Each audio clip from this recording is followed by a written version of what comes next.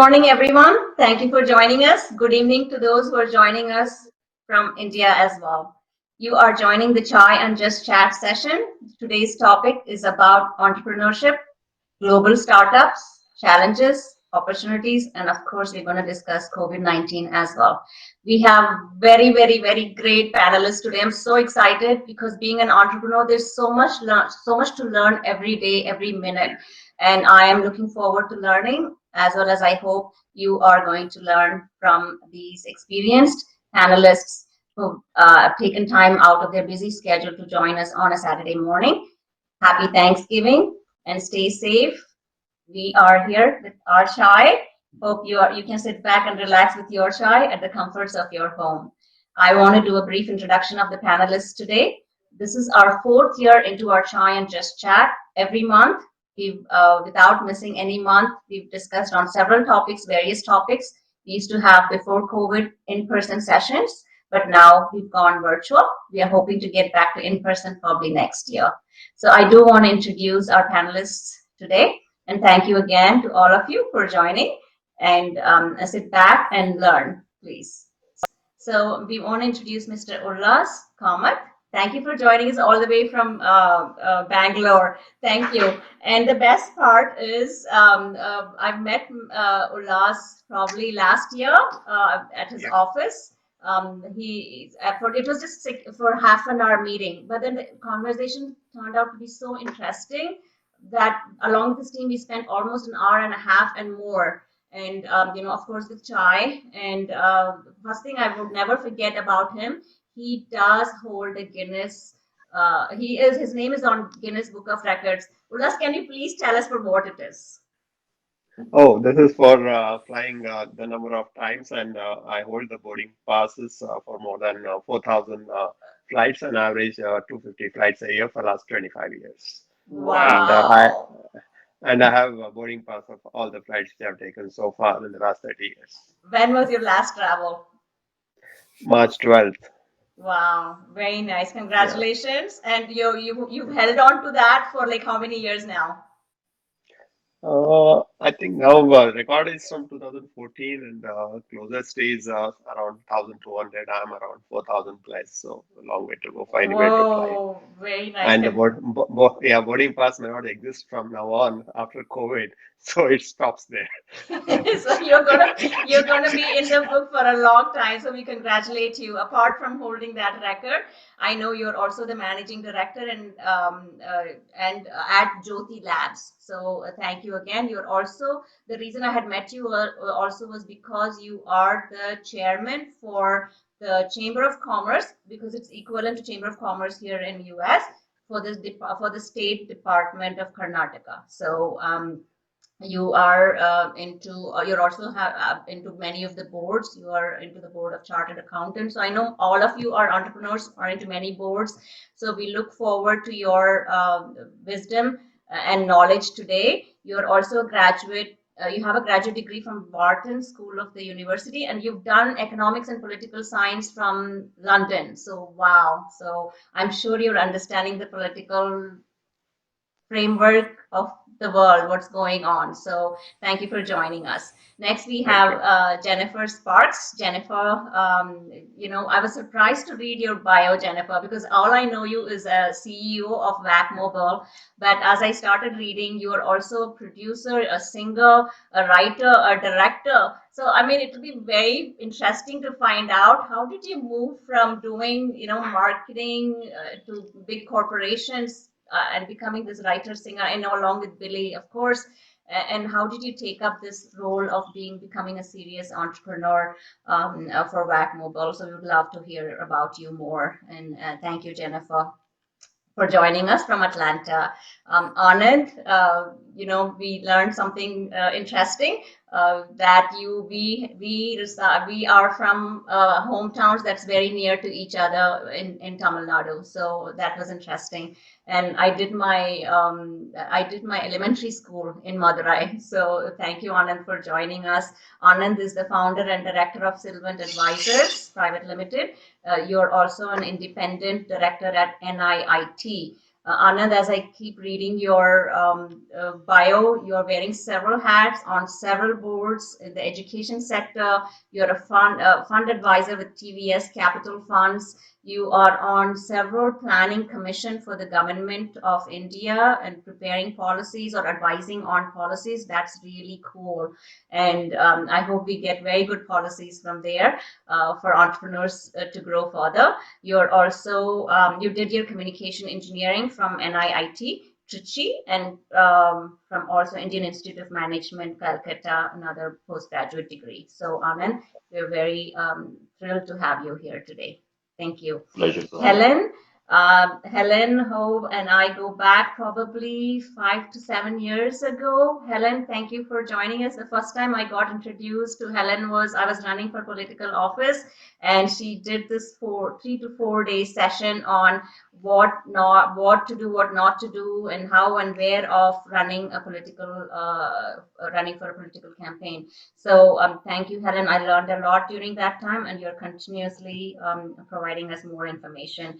Helen is also business lawyer and employment lawyer as well. She has her own firm that she's practicing in. And Helen, we are so looking forward to understanding the legalities, because that's something it's very hard for us to understand, especially even for startups who are starting new with the enthusiasm. They forget the legalities aside. So we look forward to hearing from you. Helen, I know you've done several, you wear several hats. You've moved from you did several things with the Latino communities so that there's equal representation, and you moved on to nonprofit sector, and then now you are practicing on with your own firm. So that's really cool. We would love to hear your story further as we move forward. Naganand from Bangalore, thank you for joining us, Naganand. I know you've been an engineer, you've been an entrepreneur, a software, of course, a software engineer, and then you became a venture capitalist, right? And I'm sure you have wonderful stories to share with us, because I'm sure even Jennifer will tell you like the struggles or the happy journey that she's going through with VCs. So, and there are so many who are viewing this session who want to understand um, uh, how does the VC say yes, right? And it's not easy. We know that. So we would love to hear from your own thoughts, because there's no one asking for funds today. So tell us, what is the success factors that allows people VCs to nod their head yes. Okay. So thank you, Naganand, for joining us. We have Ashish. Ashish and I go back. We know each other. We haven't really met each other, but we know that he's doing a very good job in the community as a social entrepreneur. He is also a recovering banker. There are so many words, Ashish, that as I read your bio, I want to know more. Like, why does he say he had a failed startup, right? And we want to hear your story, because it's real, right? Everybody just doesn't success can also be a failed step, can be a success as well. And as we spoke earlier, you mentioned those stories are success as well. And so you have had 12 years in sales and management role with the globe's largest financial institutions. You are also a board member for five major companies. And a non-profit, you're an equity investor in the public markets as well, and you're volunteering. All I know is that you're also mentoring a lot of youth to become entrepreneurs, and what does it mean to be one. So hopefully we've covered everyone, and thank you again for joining us. We're going to end the session probably by noon. If it goes beyond a few minutes, that means the conversation has been more interesting. Ulas, the first question for you, because we're going for the warm-up questions first, and then we're going to go hit the real questions. What does life mean to you? Oh, life is a celebration. It comes with good, bad, ugly, everything. And for me, I take a day at a time, and every day is to celebrate. And whatever it comes, it's challenging, and that's the way how I always lived, and that's the way how I see. So, COVID, no COVID, with COVID, without COVID, life is the same for me. Doesn't make much difference. Very nice. You seem to be very composed and balanced. So thank you. We have a lot to learn from you. Jennifer, Who's someone you admire or respect and why? Um, Someone I admire and respect. Uh, well, I'm gonna name the first person that popped into my mind, and she's actually my she was my librarian when I was a little child. She's now 93 years old, and she lost her husband in COVID. She lost her daughter to breast cancer. So she has had a tremendous loss in the last couple of months.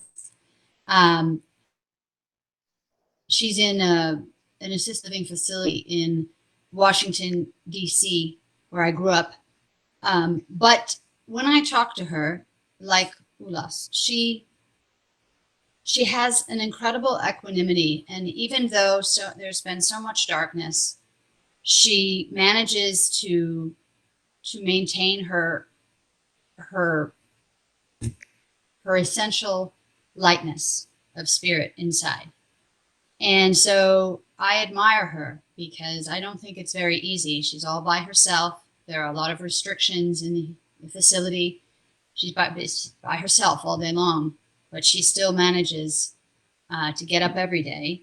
And she made a point with her walker of going outside every day to try to spend about 30 minutes outside to smell the air, to look around.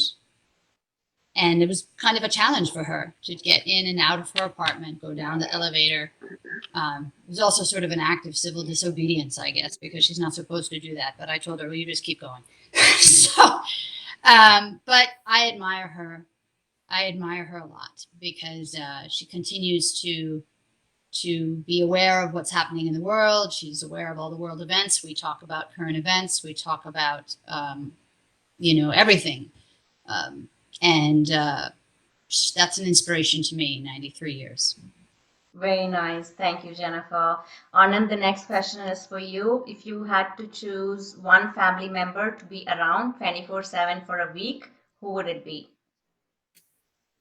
Oh, my grandmother. She's not my mother's mother. She's not with us any longer. She's passed away, but what an incredible person she was. My mother had a very difficult life, brought us up, four of us, as a single parent.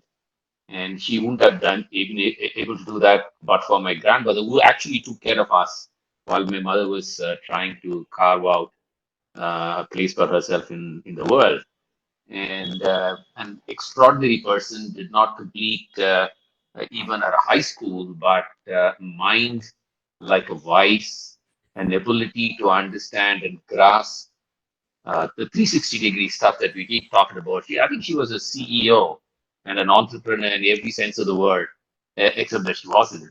And she was a remarkable person uh, that if I would like to get that person back again next to me for another week, that will be another week of tremendous learning for me. So that would be the person that I would think of first.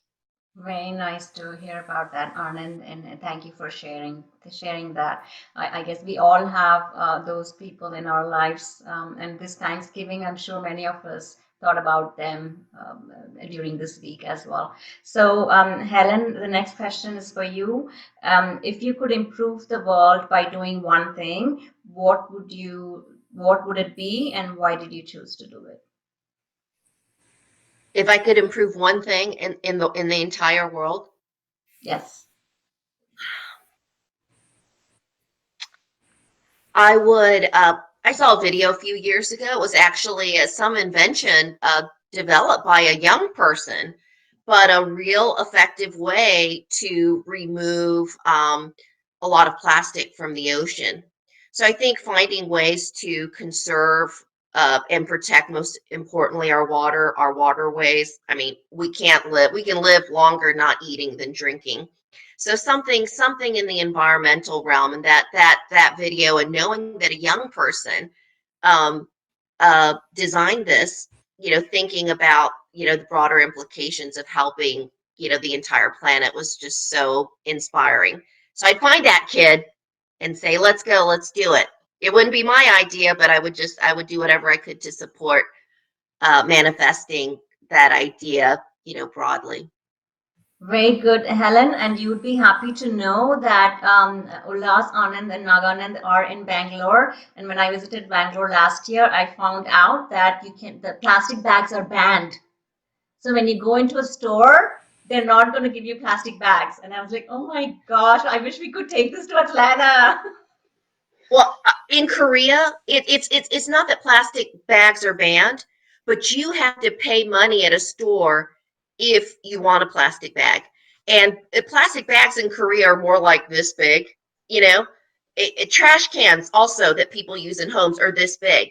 And guess what? If you only give people this much space, people produce less trash. And even, um, food like fish bones or stuff, they recycle that. I mean, you put that in a different bag and that kind of refuse is put somewhere else versus so there's just so much. I think America, totally off tangent from business, but I think America, because we've been so geographically large for so long, we've never had to our country as a whole has never really thought or developed the infrastructure that we need to protect even just our physical geographic country.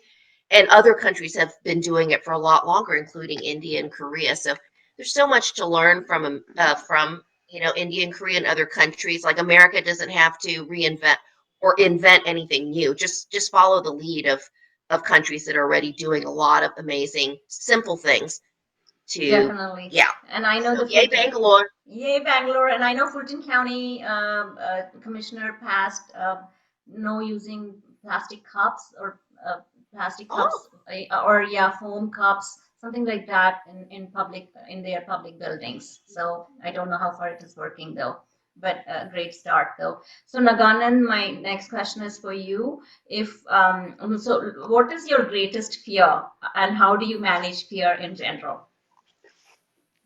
So greatest fear is always health, right? Because most of the things you control, but health is something. Your body is so complicated. It's almost impossible to understand. What can happen at any point of time. So it's always when you don't control something, that's always your greatest fear. And the only way to deal with it is lead a simple life and lead a and then eat simple, exercise a lot, do yoga and things like that. So do whatever it takes to stay healthy, because I think with health and where health comes everything else, and without health doesn't matter what else you have, it makes no difference. So that's kind of the greatest fear is of not being able to manage your health, and managing it is do everything that is in your hands to ensure that you don't fall trap into that. But outside of that, beyond that, if something happens, it happens. So you have to deal with it. Definitely, in this entrepreneurial session, we are talking about health is wealth. So that's a Yeah. very nice topic to bring up, Naganan. Thank you so much for that. Ashish, my question for you is: are you happy, and what would you change? These questions are amazing. So I love being the poorest and dumbest in this room. Uh, and Which you are not.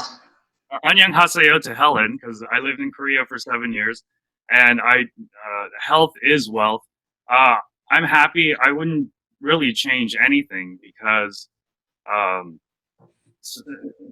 God has been good, family has been good, business has been good, even during tough times. And I feel like you just have to make the right actions. Nugan said, health is very, very, very important. I think before health is you have to eliminate stress in your life first, right? So my dad said, eliminate stress, then eat well, then exercise. So I've been following that for a long time. So yeah, what makes me happy is family, and I wouldn't change anything.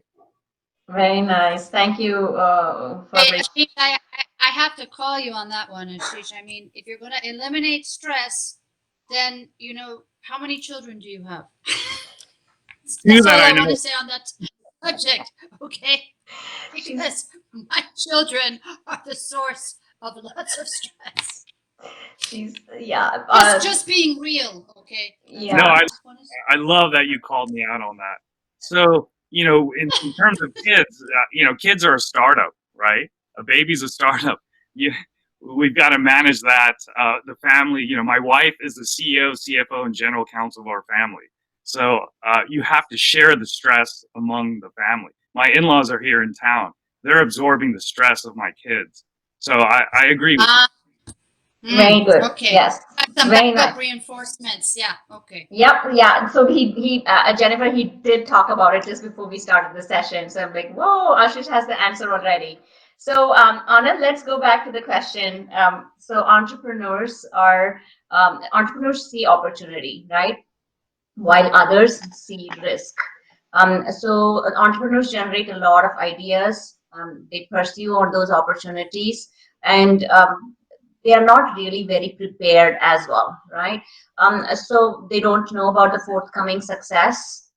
Sometimes they decide rationally, sometimes they don't, and that's why they're entrepreneurs. But can you tell us the difference between entrepreneur and a businessman, right? Is there a winning formula for successful entrepreneurs? And what has been your winning formula? Sort of loaded question. Great question, actually. There's a whole bunch of stuff in there, Nazira. So let me try and take a shot at it to the best that I can. I'll mix the flow a little bit if it's okay with you. The first Yes. question that you asked was, is an entrepreneur a businessman? What's the difference between the two? um, I think the entrepreneur starts off as an entrepreneur and becomes a businessman down the way because the business then becomes complicated, becomes complex, it becomes multifaceted, and then the person has to learn how to handle it and then becomes a businessman. There may be some negative connotations in some cultures that's associated to this word businessman. I'm not referring to them. I'm just taking them as it is. In any good capitalistic society, a businessman has an extremely critical role to play. An entrepreneur starts off with a dream and ends up with a business. So that's where the transition really happens.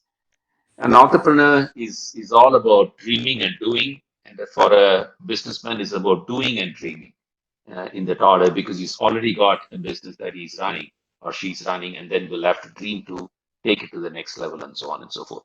So it's recursive. It is one moves into the other and moves back on again. So that's the way I'm seeing that interplay between entrepreneurship and being a business person. Uh, you asked me another question about what are the other questions that you asked in case The winning it's formula for a successful winning form. entrepreneur, and what is yours? Okay, the winning formula for a successful entrepreneur. I think the winning formula for a successful entrepreneur is to recognize that you have to maintain the continuum of dreaming and doing and persistence associated with that on a continuous basis. To this, you have to add on a wrapper of balance, and that's why it becomes a very difficult thing. But above all, I think the winning formula for an entrepreneur is to make sure that the organization that she creates is based on a bedrock of values that's really rock solid. It's very easy for entrepreneurs to get distracted and go all over the place. You can define what the values are. It's obviously up to the individual, but she or he would have to make sure there is a rock solid foundation. And then when you start building the edifice on top of it, the edifice then stands on strong foundation. Therefore, is there will be buffeting that will happen. And in Chennai and Bangalore, we're just out of a tropical hurricane, a cyclone, as it's called in this part of the world. And then if you have an edifice which is going to face such hurricanes once in a while because of changes that happen in the business environment, the foundation is the one that will hold it very strong and successful. So to me, I think creating this is the formula for winning. Along with that, you pick up other key pieces. For example, you must, and I think this is a key thing. The phrase that I would use is harmonious schizophrenia. You must be schizophrenic. You must focus as an entrepreneur on growth, but at the same time, on as any venture capitalist would say, and I know Naganand will smile now, it's growth and profitability. So you eschew the tyranny of the or, and then embrace the benevolence of the and that's why you need to have this ability to be schizophrenic, but that schizophrenia should not put pressure, and that's why I'm calling it harmonious schizophrenia, if there is a phrase like that. So if this state of mind an entrepreneur is able to reach, and it will take some time. I think that's the winning formula. Financial success, of course, helps, but financial success to my mind is an outcome of having the basics in place, and it happens over a period of time. And I've watched large number of examples of entities that are focused on short-term financial success and did not, build a strong foundation, therefore have suffered, and others which have built a foundation, very prudent and mindful of finances, but a bigger focus in the initial stages on building the foundation, and they have been successful in the long run. I hope that answers your question, Nazeera. Definitely, very well said, and thank you for those wise words, Anand. What I did notice in a few of your words where you said she, and so it's a great segue to the question that I have for Jennifer. Jennifer, entrepreneurs are usually labeled as males, right? Usually females are taking risk averse. They're not very much into taking any risk strategies, so we don't see them much in that role. But of course, compared to men. But what has been an asset to you as a woman entrepreneur, as an entrepreneur, or even running your business? And I appreciate you, Anand, for saying she as an entrepreneur. So thank you. Yes, Anand, thank you. So it's interesting that you asked this question because when I do all the presentations for Back Mobile, I frequently get asked, why hasn't this been done before? And my answer is always the same, because it has been women who have been the caretakers of vaccination records. They're the ones who are handed the paper book that when the baby is born. And then they are the ones who have to continue, ask any healthcare provider, they will tell you, all the marketing people will tell you, it is female head of household who makes the healthcare decisions, who takes all the children for their checkups. And I mean, in general, okay, we're talking in big numbers, but across the board, this is the statistical fact. And so therefore, it is women who have borne this responsibility, have borne it without too much complaining, even though it's absolutely ridiculous that we are in the 21st century and we are using, in many instances, actually not even a 20th century solution, what I call a 19th century solution, where you have to go in person to pick up a piece of paper, and then you are responsible for guarding that piece of paper, and has very bad consequences should you lose that piece of paper. If you move from one state to another, your provider in the new state cannot access the records in the other state. So again, this is not, and we're talking about legal compliance. We're not just talking about convenience. We're talking about you have to actually, these are documents that are legally required in order to do very important activities like registering your children for school or for you to maintain or obtain employment. So these are life-sustaining activities, and we are still dependent in the 21st century on pieces of paper. So for that reason, to me, it was in fact shocking that this problem had not in any real way been solved. And so I, I'm a storyteller, and that when you asked me the question early on, about the relationship between my career in the performing arts and on television and my job now. And what it is really about storytelling. And so I think you have to tell a compelling story. The story I'm telling now, is a story that women have dealt with, and they're now saying, actually, in the middle of this pandemic, actually, no, we're not going to do this anymore. This makes no sense. It didn't make sense before the pandemic, but it especially does not make sense to risk exposure, to enter into a healthcare setting, to pursue a piece of paper that can very easily be obtained digitally. And furthermore, that it's unconscionable when we have our healthcare workers who are being overworked. They have so much to do to deal with their regular routine care and then try to deal with all of the additional new stresses of dealing with COVID-19 pandemic related care.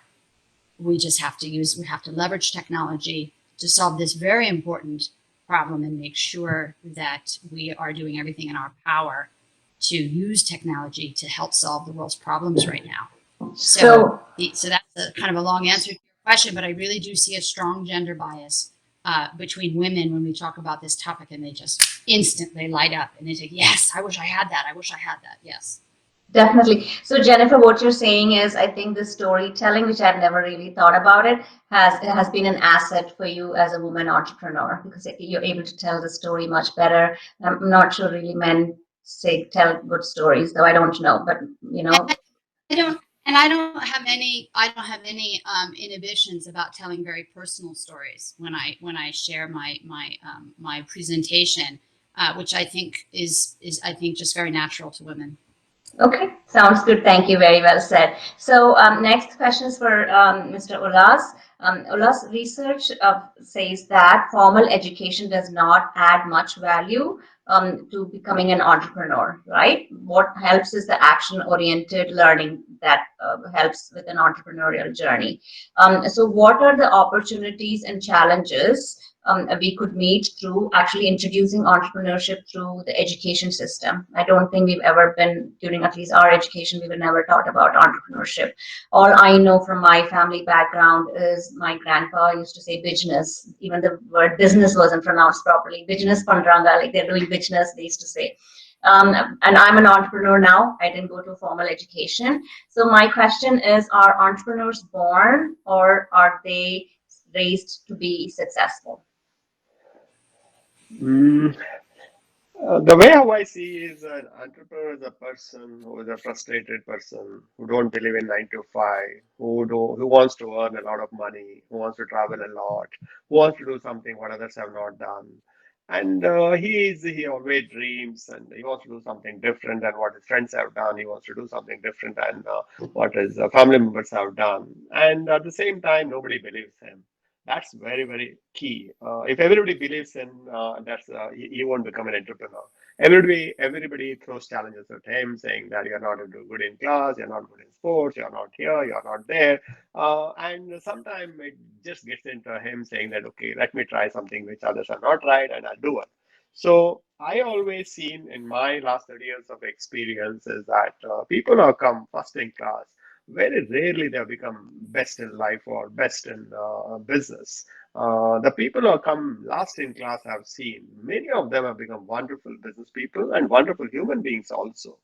And the people who have nothing to lose will become great entrepreneurs. People have lots to lose. They're always cautious. They always have a spreadsheet. They always have various scenario, like understanding, and they'll try to go with many advisors. People who don't believe in advisors, they are the entrepreneurs.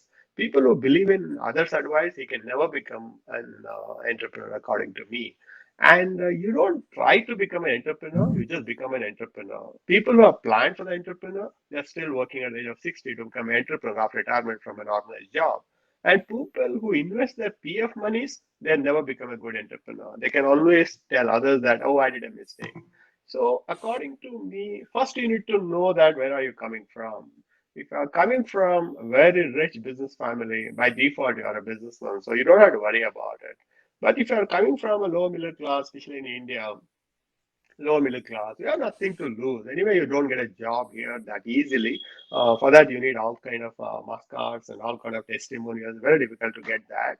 So all you need to become entrepreneur is you should have a mindset that I will go home to come back to the office.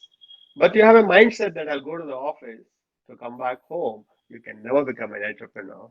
I appreciate the people who sleep in the office and wake up in the morning and again start working. And that kind of entrepreneurs we have seen in the past, they are still there. And they don't attend any of the entrepreneur seminars. The people who attend the seminars, very rarely they become entrepreneurs. They know everything about entrepreneurship, but they never become an entrepreneur because they're still learning and learning and learning and learning, and that will never stop. So the way how I see the entrepreneurs is that first you see that entrepreneurship in their eyes and ask them 2, 3 questions. Give the same answer. And the people who say I don't know, they become entrepreneurs. People who say I know everything, they become professors. They never become an entrepreneur. So that hardcore passion to do something, it doesn't matter if I fail first time, second time, third time, and I always respect them.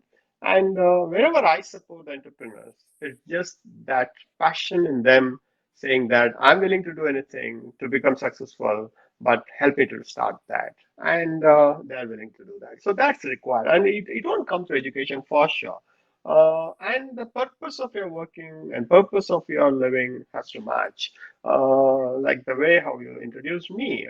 I did a chart accountancy, I did the company secretary, then I did my law, then I did my advanced management program from Wharton and Harvard, and did my economics from London School of Economics. Where does it say that I'm an entrepreneur? Where is that I've done a course of entrepreneurship? No. But for me, what makes me as a person is creating jobs. I never create a job for the people who deserves a job. I create a job for the people who needs a job. There's a lot of difference in that. And I never ever given a job for a person who have come best in the interview. Because always I think that why is that he has not got the job so far? He has done so well, but why is that he has not got a job? So I always take people who are like entrepreneurs, who can't become an entrepreneur and create an enterprise of entrepreneurs. That's what we did in Jyoti and in the last 30 years with 6,000 employees. And like, for example, when I recruit a person for an accountant's job, you will get a chart accountant who is costing you X amount of rupees. But a person who has failed with 2 marks, he was not able to become a chartered accountant. I think I created a job for him. I said that you have lost your CA for 2 marks. For me, it doesn't make any difference. Come on, let's work together. And he becomes an extraordinary accountant because somebody recognized that 2 marks which failed him to become a chartered accountant did not make a difference in his life. And he really does a good job. So for me, entrepreneurship is all about what is that you want to do in your life, whether you really breathe that, and if you're having it, you will someday you become entrepreneur, no doubts. And I become entrepreneur by default, and just I want to create jobs, and this is the best place to create jobs, and I create creating the jobs. And you will really see that difference in entrepreneurship during the tough time like COVID. March 24th, India went into lockdown, unprecedented. We only saw UK, Italy, and US how the things were going out of control, and we went in for lockdown on March 24th, and our factories opened on April 10th because most of our products were coming as essential, and from April 14th till now, all our 27 factories are working 100% capacity. Out of 6,000 people, 154 people got COVID positive, 152 are back in the office and in the factory or in the field, and 2 people are still quarantined at home.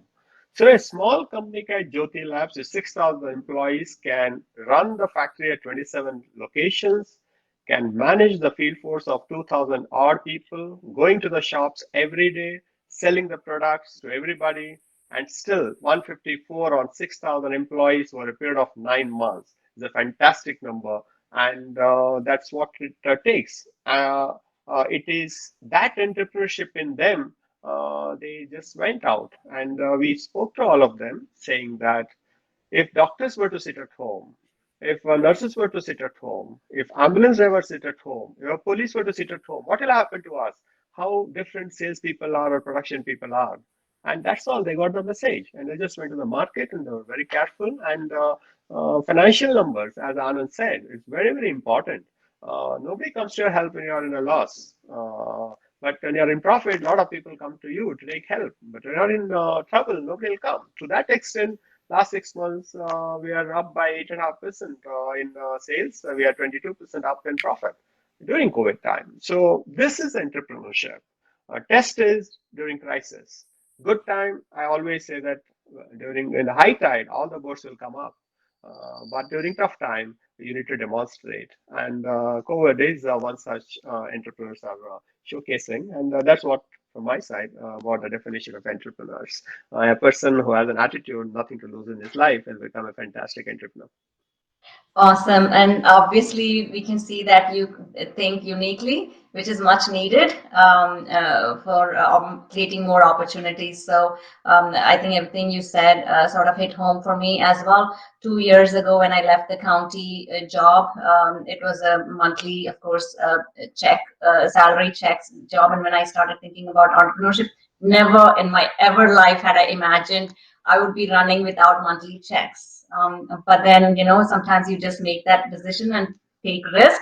And 2.5 years later, we've hit a 500,000 revenue in our company, supporting directly and indirectly 7 families. So, I mean, it's like if I could do it, just make up your mind and become that entrepreneur. You can make it happen. But of course, several factors will come into play with that as well. Naganand, the next question for you is, candidates, especially entrepreneurs, are always looking for investment in their business, right? And this is a loaded question. So I'll repeat those questions again as well. So they need funding for growth. And they need to convince a venture capitalist such as yourself or an angel investor to listen to them and listen to their idea and, to get those hard-earned dollars to start their business as well, or start, or even in the middle level. Why do entrepreneurs need to raise money, right? Why do they need to raise money to grow? How does a startup venture determine how much capital is needed? And these are basic questions, but I think to our listeners, it'll really help coming from you, because you're an expert on this. What is an angel investor? How do they decide and consider their investments? I have these questions, but once you answer, I have a couple of more questions as well. Sorry for the loaded question. This is something very important that people are looking for. Right. I will try and answer all those questions, and I will also request everybody else in the panel also to add to what I say, because there are so many different aspects to this question that I'm afraid I might not be capturing everything when I talk now. So in terms of, let's start from why does an entrepreneur need capital, right? And then we will go through, once there's a requirement for capital, what do people look for in terms of giving money.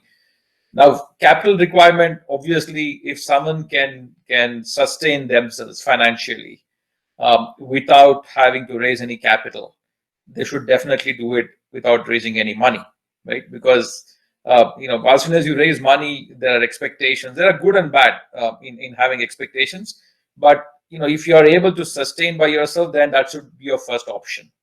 But the sustenance will have 2 or 3 questions that come up along the way, in terms of, even if you don't need the money, should you take it or not? And the key parameters that I typically look for is, if you're compromising growth because you don't want to raise money, I think that's a wrong move. I would always say, if you can grow faster because you have more capital, you should always go raise money, because the faster you grow, the better, because you can never predict the market, you can never predict the competition, and you have to grab the opportunities when they come by your way, and you cannot be conservative saying, no, I don't want to give away equity in the company, because I would any day grow faster than and have lesser equity than have more equity and grow slower, right? Particularly when you have growth opportunities. If it's a lifestyle business where growth is not important, then that's fine. But if you really want to grow, I would say go raise capital, number one. And the second one that you might potentially lose out is, when you get a good partner on board as investor, there are few more people along with you who are looking at the company and who are looking at you becoming successful, and the company becoming successful, because they have interest in the company. Of course, you need to get the right partner on board, because that it can be negative if you don't get the partner on board. But work hard to get the right partner, get money from them, because money is not just money. You bring many other things along with money, right? One is you bring connects to the industry. One, you could potentially be they could come and brainstorm with you, and they could you could help them with a lot of connects. You can become their mentor, right? So that you bring in a lot of other capabilities along with that. So I have a preference to tell people to go raise capital, because of growth. Because we did our last company that we didn't raise money from the market. But if I were to rewind, and there were growth opportunities, I would say probably we should have raised the money to grow faster. So I think make that your decision factor, in terms of saying whether you need money around. One is, can you sustain without raising money for a long period of time? And number two, if you can grow faster, go raise money from the market. Right? So that's one. Now, if you decide that, yeah, this is, you want to raise capital, I think every stage of the company will require a different story that you have to take to the market in terms of raising capital. Right? Friends and family money is purely given to you based on the trust in you. It has got nothing to do with the market, nothing to do with the idea. They say, hey, I know you, I know whatever you do, you will do well. I am purely betting on you, right? Nothing else. I don't know anything else but you, right? So at that time, hence, it's all based on the founders and nothing else matters. Now, when you get to the angel or the seed stage investment, you also bring in your capability, the problem you're trying to solve, and the potential market to that, right? So people will, I know I'm a seed investor, so I look at that very closely. Is the team competent? Is the problem they are trying to solve relevant in the market? And is there a reasonable size? You're not looking at like 100 million opportunity in terms of revenue, but at least you know that I can get to 5-10 mil revenue with this particular idea, because it's hard to look beyond that. So those are the things that you look for in a seed investor. Now, when you get to the next level, it's not just about market. You should have shown that you have been able to execute in the market. You have been able to get few customers on board. You have been able to get there is a pipeline that you have created, right? So that is the story that you take to the next round of investors, saying, hey, look, this is a problem that's very relevant. I've already have signed up, and here I have the plan to get more customers on board.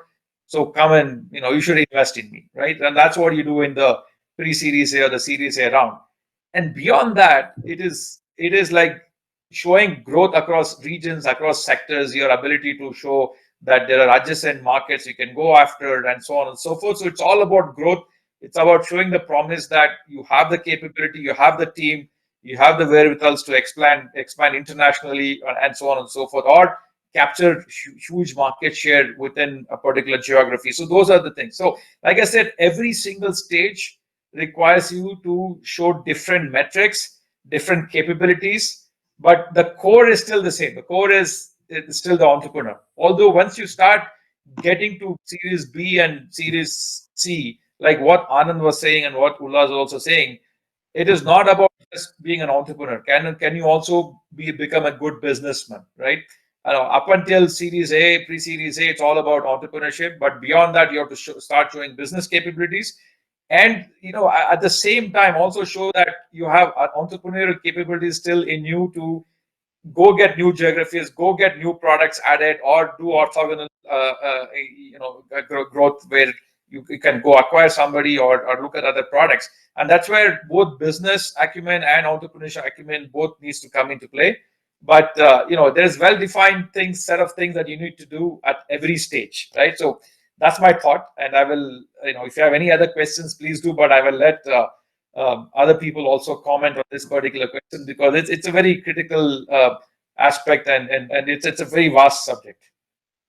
Definitely, it is. I have one more question before we go to Ashish, and I want to hear from others as well. So, Nagana, tell us what should be the deal points to an entrepreneur?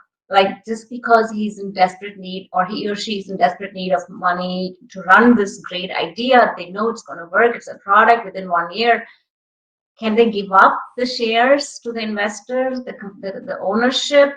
And it's hurting already, right? So what is the deal points for an entrepreneur? See, I think it's very circumstantial, but I think you also know that anybody who has knowledge of investment, they always know that they cannot take too much away from the entrepreneurs, right?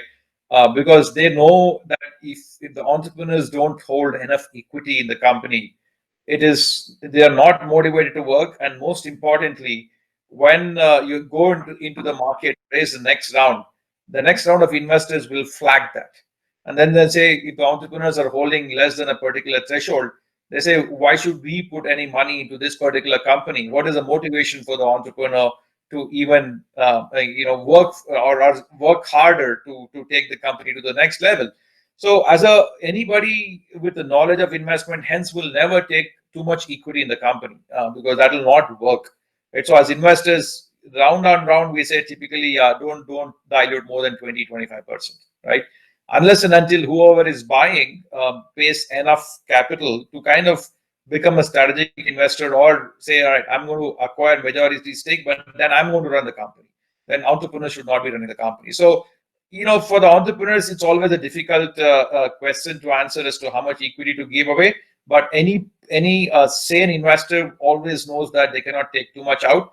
And there's always this trade-off of how much equity to how much money. So if the entrepreneurs is giving away too much, then he or she, I think, should look for a sale rather than giving too much equity out to somebody else if the entrepreneurs are still running the company. So I would never recommend a deal where the entrepreneurs own in the early part of the company less than 50%, but still running the company, because that will never work, because they will get diluted like crazy as you evolve.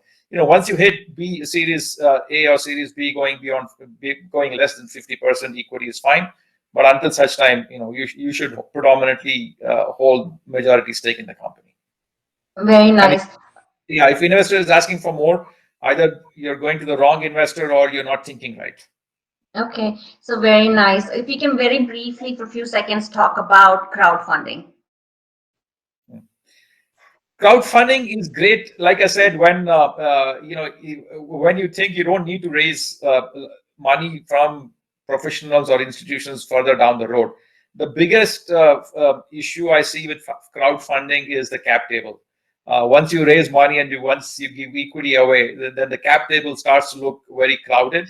So that's the only downside to crowdfunding, if I can say so, because your cap table is going to be crazy, and typically investors don't want to come into a deal when the cap table is very complicated, because to do anything with that requires a lot of shareholder and governance related issues, and people don't want that headache. So crowdfunding is okay if you're not looking at successive rounds, or you should have a very clear plan to see how you're going to buy out all those shareholders. And you know how difficult it is, and some shareholder will stand up and say, I don't want to do it, and it becomes a pain in the neck. So even in public markets, you go through that. We are seen in many deals saying, you need to get approval same with so many shareholders, but it's even worse in the early stage investment. And we never will look at a deal where the cap table is complicated.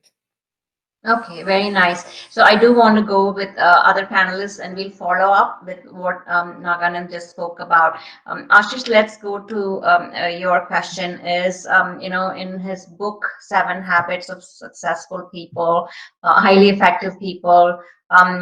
So Stephen Covey says, always have the end in mind. Yeah. And so entrepreneurs need to visualize the end of their venture, and might be within 1 year, 2 years, they're not going to see success. It could take 5 years, 10 years, 15 years, but are they going to have the patience to stick around, and know the significant net worth in many years later? So what are the key steps an entrepreneur should take before starting a service-based company? It could be a tech company, it could be a product company, right? Or a software-based company. I want to hear from you as well, where did you get your entrepreneurial spirit, and how did you see it changing in the future? How did the idea of business come about to you? And you are leading an Atlanta CEO Council, so I can imagine lots of those CEOs have many stories as well. To Anand's point, what's the winning formula? I think the winning formula is losing. You have to fail. You've got to go through those hardships. And Naganan, man, I've been in those same boardrooms. I've been in those same investor meetings. Everything you said resonated so much. I was like, oh my gosh, is he reading my mind? I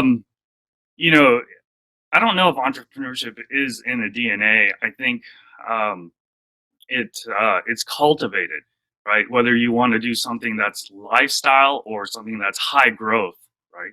That you have to take money for. There's several private companies that are super successful, McKinsey, MailChimp, that have never taken outside funding, right? And you can never figure out the reason. They keep it. They keep the secret so closely held. So I think your risk tolerance is a big deal. Your team, and I told you this earlier, Nazeera, your team at home is very important too, right? Some of the most successful founders, she's have the greatest family environment at home. And I'm big believer in having a strong family foundation. So you can run your company, you can run your business, you can run two businesses at the same time. I loved also the harmonic schizophrenia. That's so true. Entrepreneurs are bipolar. I mean, you have the greatest days, you have the worst days. It's how you bounce back from those worst days that makes you that entrepreneur. And like I said, I think the winning formula is losing. So then you win again and win again and win again. Very nice. And so, how did the idea of business come about to you? Oh, Ashish? yeah, because so I'm a recovering banker, and there's a reason for that. The banking world was great for 14, 15 years, and then it just got so greedy. And I realized that's not a place where I want to spend the rest of my life. And I realized, let's start something. And I saw so I was a Deutsche Bank private, high net worth private wealth management. All of my clients were making more money than me, and I was like, why? So I decided to step into the entrepreneur and the founder feat. And so I failed in that, and tried again and tried again. And then I realized I'm better at growing a business than founding a business. Two different things. Uh, like Nagalan said, you can either bet on the jockey or you can bet on the horse, right? So I'm not the greatest jockey, but I can build a horse, make it better, grow it, fund it, scale it.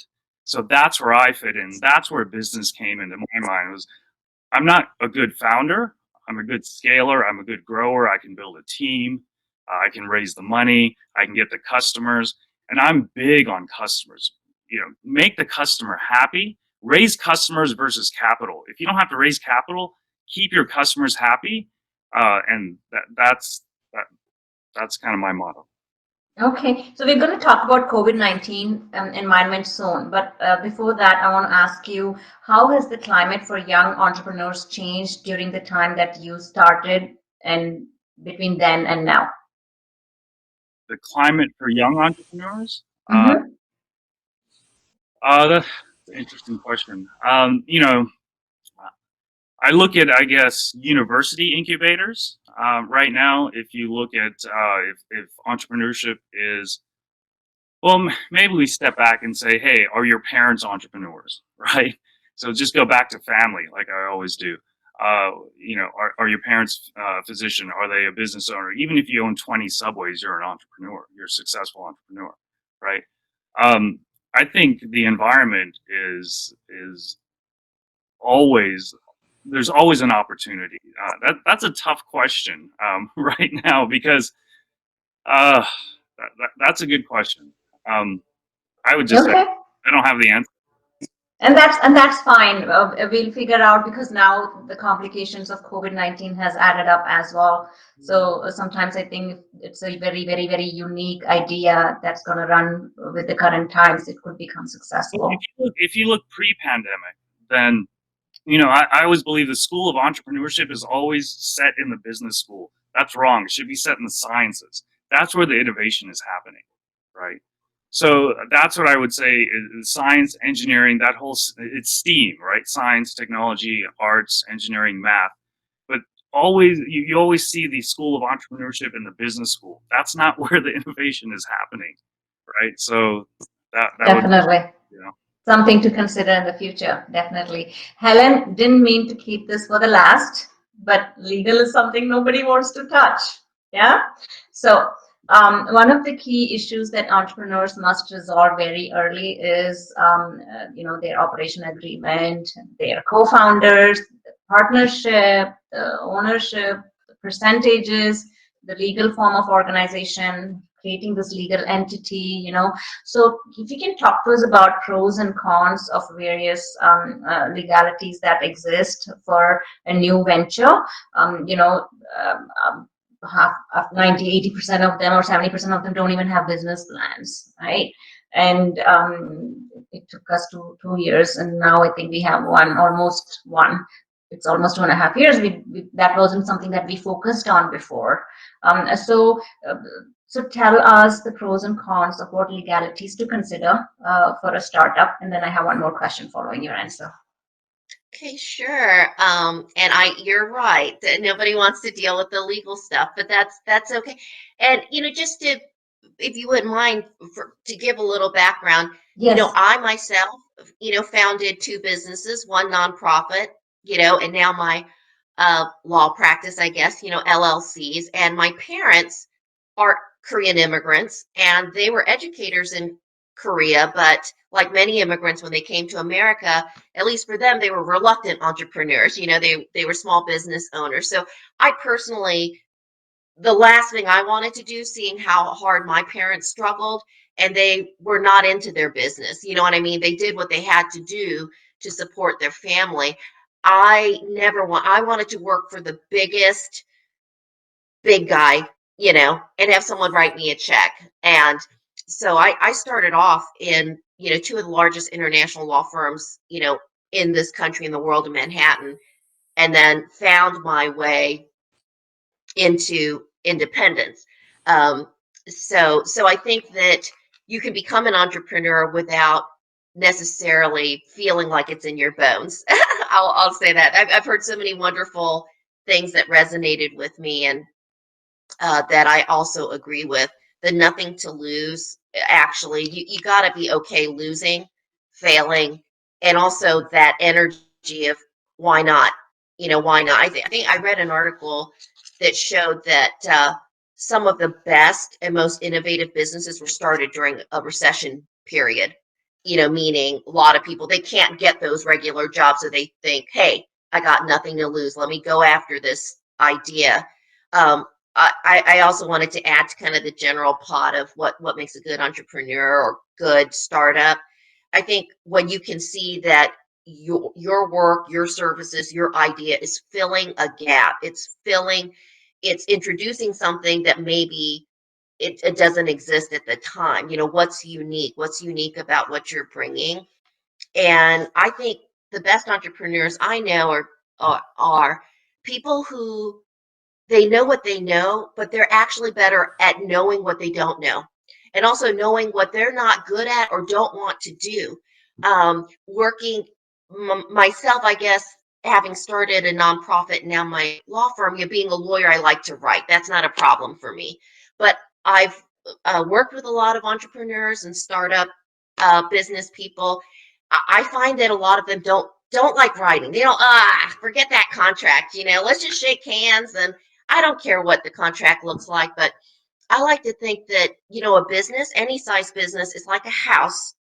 People don't actually look at the foundation, but the foundation is critical. You may get all into like what style door and curtains, but if there's a kink in that foundation, which is often like which is going to answer your question, what are the things you need to consider? What type of corporate entity? What's your bookkeeping and accounting like? What are your personnel policies? If you don't have that straight, then eventually, you may have to rehab the entire house. So I think it's just important to know what you don't know or don't like. Know that well enough to find people or learn for yourself, how to fill those gaps.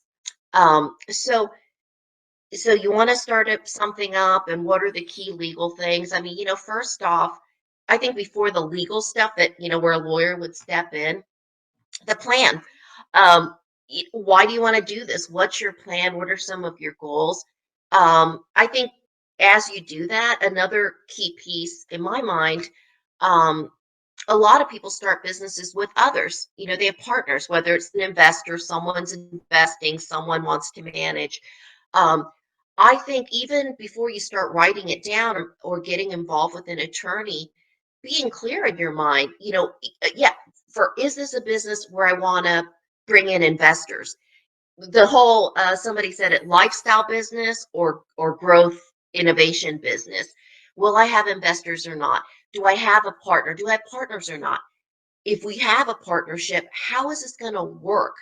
Uh, if a partner doesn't work out, what's the plan to get rid of the partner? If someone wants to leave the business and sell their shares, how do we want to absorb those shares? Do we allow them to sell what they want? These are really critical um, issues, and these are business decisions, honestly. A lot of business people ask me business decisions, ask me business questions, and I have to tell them that's really kind of a business decision for you. I can tell you legally, but the legal parameters aren't going to answer ultimately what you want for your business. So I think as a lawyer dealing with small business people or entrepreneurs, that's probably the biggest thing. Like you also have to have a vision, not just of what you want to do, but how you want to design your business and be able to articulate that. And then also have very clear discussions with, any investors or partners. Um, that will help determine what type of corporate entity um, to make for your business. So, you can be a sole proprietorship, and that's not, you don't have to file anything with the Georgia Secretary of State. Basically, the business is you. The one of the negatives, and that's the easiest thing, no fuss, no muss. One of the negatives of a sole proprietorship, one of the biggest, is that any liability that happens on your business, somebody slips and falls in your store, uh, you're on the hook. Everything you personally own could be on the hook.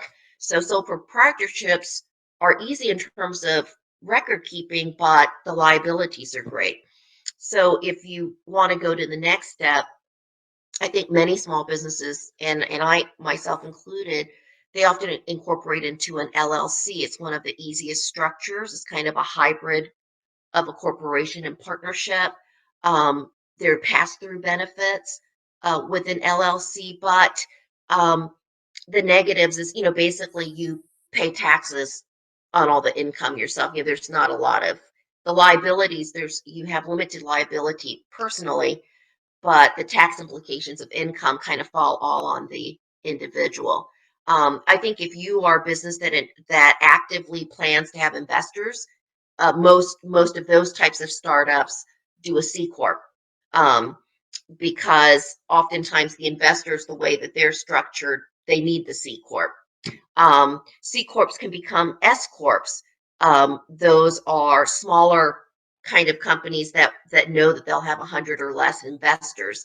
There are a lot of benefits to being an S corp. Um, and then there's limited partnerships. And I think certain investors, Naganon and the other esteemed panels probably know better than I do, like, types of industries and that they tend to do LPs, LLPs. Um, and I think for some of these more complicated corporate structures, the negatives really, the benefits are more protections for the investors and the partners, the managers. The negatives is, probably a little bit, more complicated accounting and, more filing obligations. So these are the kind, what I think, and this sounds very self-promoting, but what I think, what I wish every small business person, whether they plan to be a sole proprietorship on up to, I want to grow a huge company, it is worth the money, kind of the going back to the idea of a business as a house. It is worth the money to engage with an experienced business lawyer and a CPA at the beginning, even if it's to have a 1 hour consultation with both, asking some basic questions and getting some expert advice. Secondarily, I think it'd probably be good to have that lawyer draft the key documents, the shareholder agreement that you're going to have, the partnership agreement. This is basically the foundation of your business. If you don't have a well-crafted agreement, like, it may not matter to you in the highs of, hey, me and so and so, they're gonna give me all this money, and I have this great idea. I don't care. We talked about it. We shook hands. But if that deal falls through, man, the amount of money that can get involved in litigation, the headaches of trying to separate business assets when it was not clear in the agreement, you just don't want to be there. So it's really worth, you know, again, know what you don't know what you don't like to do. If you don't like to do that, it is well worth the money to get some basics in place. So, incorporation, the key agreements that determine the management structure, the investment structure, I would say those two things and a CPA at the minimum to set your business up right. Very good. Very good, Helen. I think you already answered my next question that I was going to ask was should startups have an in-house legal counseling? But I guess what you mentioned was just initial consulting and then probably go for I a mean, look, most small businesses, they want to use their money for their business, not for all the other stuff, and I completely understand that. Or oftentimes, a lot of small businesses, they barely have, extra money for investment, so I think, yes, ideally you have an in-house counsel, but if you're just starting up, it's probably just you at your dining room table. If you can't afford, you know, a few hundred, a couple $1,000s to have basic accounting and legal advice from the get-go, then you may want to go talk to Naganon about raising some more money. Or, um, I'm not sure. I think that's just kind of a minimal thing. I think message well taken, clear, crystal clear. Thank you so much, Helen, for that great advice for a strong foundation. So, Anand, we come back to you with a question. We might have discussed this already very briefly, but I want to little bit go deep into it. That every entrepreneur or an aspiring entrepreneur who's listening to us today and does not get the wrong idea that it's bed full of roses, right? So, why do startups fail, right? Probably you don't see profitability for a long time. Sometimes you have to, the checks aren't great initially. And would you suggest them to be staying in a full-time job and take up entrepreneurship on the side for evenings or weekends initially till they can make up, or is not good strategic plan? But did you experience failures and what did you learn from them?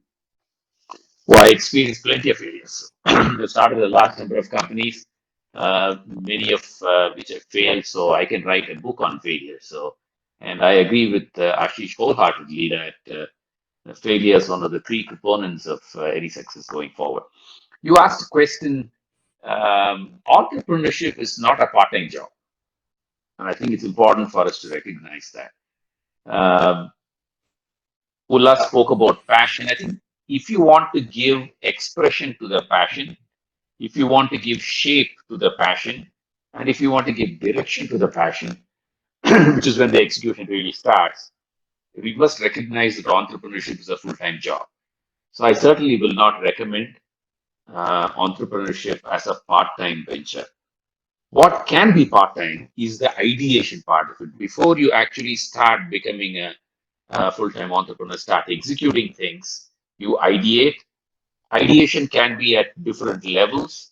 For example, if you're thinking of a technology company being started, you could do a weekend ideation to arrive at maybe the outline or a framework which can lead to a MVP, a minimum viable product down the line. So up to that point of getting the core back in ideation in place, sure, it can be and it could be done as a part-time while you're working, get together with your prospective partners and ideate away.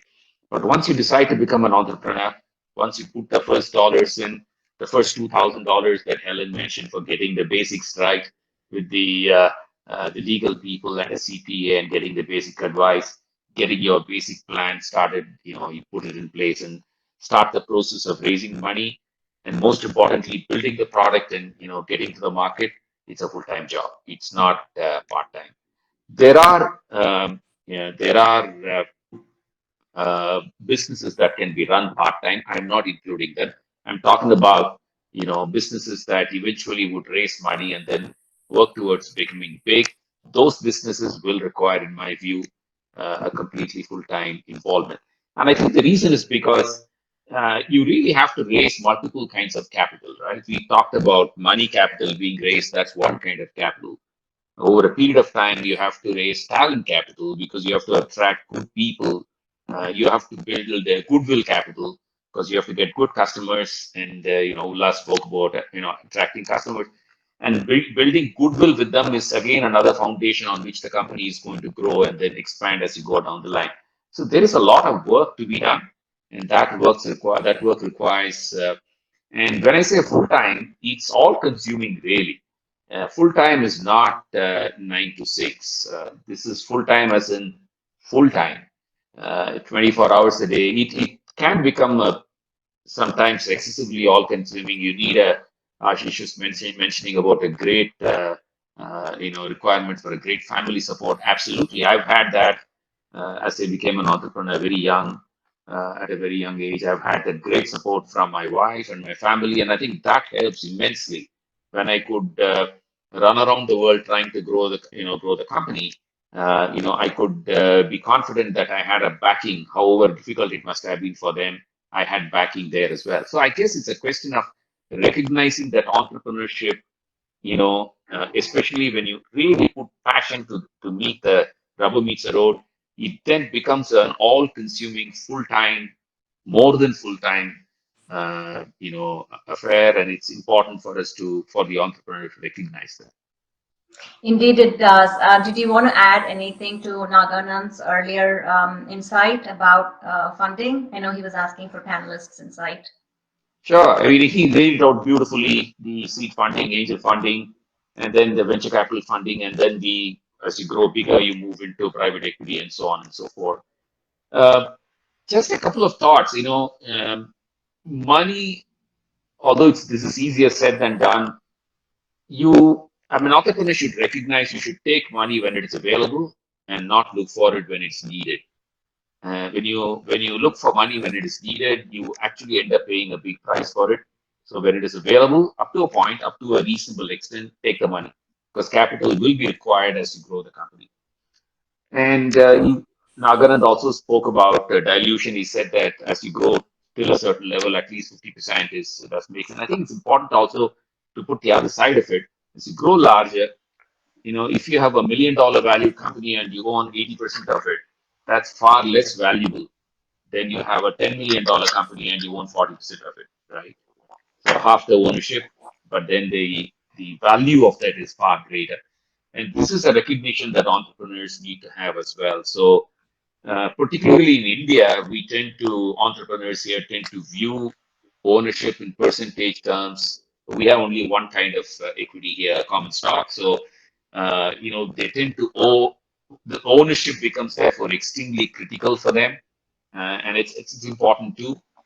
But at the same time, you have to recognize that to be able to get the right kind of people, the right kind of smart capital that Naganan spoke about, and be able to get that the fuel in your tank to be able to take it to the next level on a continuous kind of a basis. You don't wait till your car gets completely empty before you fill fuel, right? So that's the point I'm trying to really make. It's important to balance it out, and it's all about getting that balance straight. And remember, investors also many times, I know there are instances where it may not have happened, but for a vast majority of time, you must understand the investors, entrepreneurs must understand investors have exactly the same objective as the entrepreneur, which is to make the business successful. If the entrepreneur is successful, that's when the investor makes money, right? It's not in any other way. Now, the what question is both of them want the business to succeed. The how question is where the differences really come. Entrepreneur wants to run in a certain way. Investors have an alternate point of view. Many times that's where the tussle is. This is when the entrepreneur must recognize that in having the investor as a sounding board and an advisor and an active board member, the entrepreneur can actually get a lot of help out of the investor. And the entrepreneur, rather than becoming a prisoner of her own style, his own style, prisoner of the way in which things are being done, get very used to it, and therefore become ossified into that, having a good investor giving different advice on how will actually help anticipate challenges, help recognize there may be a different way of doing things to help grow the company to the next level. So recognize that the objectives are aligned, and even more importantly, recognize that an alternate point of view is actually very, very good, not just cerebrally, but on actual rubber meets the road mode. It's extremely reliable. I think it's a combination of both. Very well said. Very important input as well, Anand. Thank you. Ulas, my next question is for you. So I also want to thank your team members, Saju Mangalam, for helping to organize our session today as well. So definitely kudos to him, Ulas, from all of us here in Atlanta.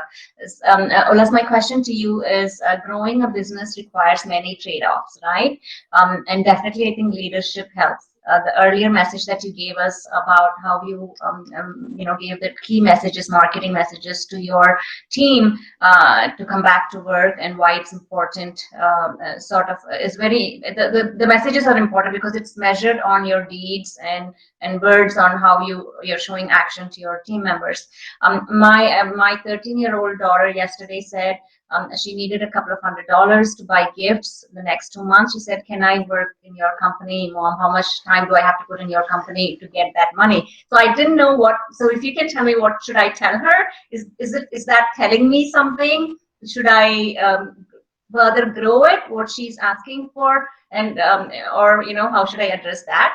But my question is, what's not non-negotiable for you? Your approach to marketing, even though I'm sure you have a marketing team, but what I want to know as a leader, what you do, what you wouldn't want to sell off for your company. Yeah, there is no compromise on hard work, no compromise on integrity, no compromise on governance, and no compromise on I tried my best. In our company, I'm very clear up to manager level. I always go by the best effort, what they put, and that's fine with me. But manager and above, I just want the result. I don't want to listen to any kind of reasons whatsoever. That's very clear in my mind that. And I'm a good listener in a meeting. I won't talk till everybody finishes their talk. And whatever they said is fine with me. I said, all the best, get going. But in case if I find any difficulty in understanding whatever they say, I'll try to ask them once again because we are of olden, like a batch of 1963 model. So, long difference between their thinking and our thinking. But what we bring to the table is the experience. When you started a business, it's it's a $1 million business. Now it's a $300 million business. So what you know is that how you build a business. So we share our experience, and at the end of the day, they have to execute it. For me, execution is very, very important. And execution is generally I view the business from 5 year point of view, and I'm always in the second and the third year, and I don't get into the year in which we are presently operating. That has a business plan. Business plan variation can be 2% here and there, not more than that. So with that, the management team is empowered to do whatever they want, but I want the result, and no doubts in that. The second one is that we walk the talk and we talk only what we walk, nothing other than that. I've been in the office from May 4th when we were allowed to open the office, and I never missed a day. And I'm the first person to go into the office, and I'm probably the last person to get out of the office. And I ensure that everybody wears the mask, social distancing is maintained, and nobody can afford to fall sick. To that extent, I'm very, very strict, and nobody has fallen sick so far in our Bangalore office. So your employees will look up to you that what you are doing it and how you are going to work around. And any when the execution is critical and 6,000 employees, you are just one among them.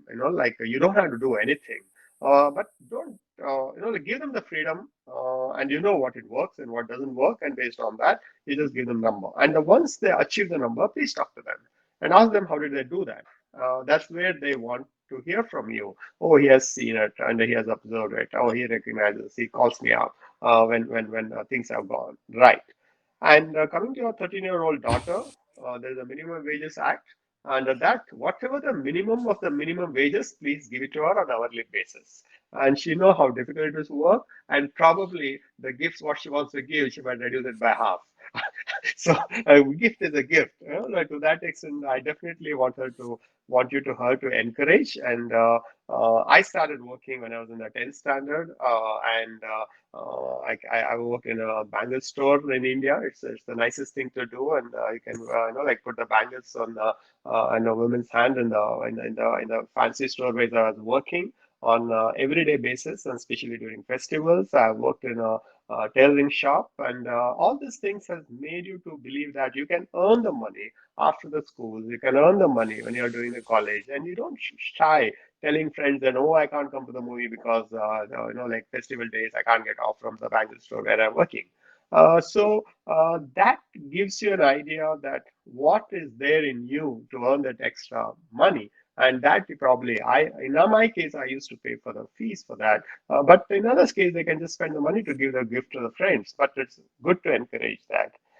So in our company, I call it as a hardworking company because our competition with multinationals like Unilever, the Procter & Gamble, the Nestle's, the Godrej, and the Dabur, they're all big companies. And with the 1.3 billion population in India, if you want to cater to, like we cover a million retail outlets every month, and talking to a million retail outlets month on month, selling the product, it's not an easy task. People think that, oh, month on month, we need to do the same thing, but they're doing it. And you need to get the market share. End of the day, like people, however we advertise, people don't buy two toilet soaps to have bath 3 times a day, right? So they need to choose the toilet soap what they like or the detergent powder what they want, and to that extent, the sales force becomes a very important integral place. Form the leaders. So answer your question as a leader, my job is not to do anything. My job is not to take the stress. My job is not to give the stress. And the people who are not willing to work in a team, I'll call them separately. I talk to them. I say, start looking for a job because I can afford to lose you, but not 85 people whom they are reporting to. I don't change that 85. Probably I'll change you. So I tell them very quietly, saying that he's not able to work in a team. So Indian context, Nazeera, you know very well. Heart takes the decision in employment, not the brain. He is okay to get that, not that incentive 2% less is okay, but he should not be shouted in public, especially by his seniors or by juniors. So India works in a different way, and we need to understand every state is different in India. Here, leader is by age. If he is senior by 5 years, he is a leader, and we need to respect that, and we do that. There are few employees who are senior to me, and I'll wish them good morning by folding my both the hands because he's senior to me at my age. I need to do that. So such kind of a thing in India it works. And the other entrepreneurship I want to bring you to knowledge for participant is that please build a business which can last for next one generation. Don't build a business to sell the business. That's all short term. And if you don't know what to do with the money when you sell a business, please don't sell a business. It is not you are selling the business, you are selling the livelihood of many people. Once you sell the business, you take the money and do what? And have a proper answer for that. If you don't have that, don't sell your business because the person who is buying your business, you should know that he'll be making more money out of your business. Why can't you do that? So to that extent, I always felt that when you are selling a business, it's not that just business you are selling many people's livelihood who built the business for you. And if the person who buys your business, if he's not happy with them, he will ask them to go and then they will tell their family members, I worked very hard with this entrepreneur. I worked for 10 years. I put my best effort. He showed me everything. One day he just sold it off and he went with the money. And now I am not able to get a job anywhere. And that is not required. And especially in a place like India, it's very, very important when the people put heart and soul in building your business, you should have that heart to say that, okay, my employees will stay on. So in Jyoti, we did raise the money from private equity. I had raised 4 rounds of private equity and I gave all of them exit through the public route, and we went in for public. And instead of 4 shareholders of private equity, now have 92,000 public shareholding. And businesses, as usual, is doing well, and we are, 6,000 employees are getting their salary month on month. During COVID, we surprised our employees by giving them the increment and promoting them. That's Wow. where the heart comes in. When others are taking the salary cut, we said, no, your company will do well, and you also should not take any kind of a cut. And we gave everybody increment, incentive, and the promotion where is required because they deliver the numbers. But do you give after they deliver the numbers or before delivering the numbers? we did that before delivering the numbers because I knew that you do that, you get it back. And that's the way how entrepreneurs should be, more of heart, more of emotions, and wherever is required, intelligence. And you don't need extraordinarily smart people to run your organization. I always outsource intelligence. Like Ashish said, there are many companies like McKinsey's of the world and the Boston Consulting of the world and KPMG, PwC. Many are there. I mean, short term, you can outsource the intelligence and you execute it. Take the advice from everybody and you can always execute it. So to that extent, my advice to you is please give a job to your daughter and pay her the minimum. Very well said. Thank you. Of course, leadership matters, and also the leader who's able to build a team stronger, who believes in the vision and the mission of the company is really important. And I see that every day. So thank you, Ullas, for such words of wisdom. Nagan, and the next question is for you. So, the most important, we want to know the most important part of your business journey, like where you got here didn't just involve some few steps. You went through several steps of front and back and falling down, and then where you are. So tell us the crucial, what has been the crucial factor for reaching your goals, right? And what has been very important in your whole business journey? How many hours did you work? How did you focus your energy and didn't get pulled into 99 different directions and ways? And because probably when you were running businesses, like Ullas said, you are not just responsible for you, you are responsible for the families you are paying as well. Yeah, so I think it's been a journey, right? And I know it's very hard to say, these are the things I did right, these are the things, probably, in hindsight, you can say I could have done many things differently, but you kind of you start to evolve yourself as a person, as a family person, as a business person, and it's an evolution, right? And then you keep on learning because what you're 20, you think in a certain way. 25, everything keeps it changes. The technology is changing, the environment is changing. So I wouldn't say what are the various factors, but I think two or three things that everybody says, and it's common sense, is you have to persevere, you have to work very, very hard, you have to be very disciplined, and most importantly, keep seeking opportunities, right? Like someone said, never say no to opportunities because you never know when it'll be of use to you. I mean, I'm not saying take everything so that you can't deliver on everything. I think that's where some amount of discretion comes. But I know I go with a very simple thing, which is, any successful person is one who has executed well on common sense. If you try reach out for too complicated things, it never works. Keep it so. The idea is keep it as simple as possible, but execute well on common sense. And when you hear to all people, various speakers, whatever they say, you think but then you question yourself, why have I not executed on it? Why have I not acted on it?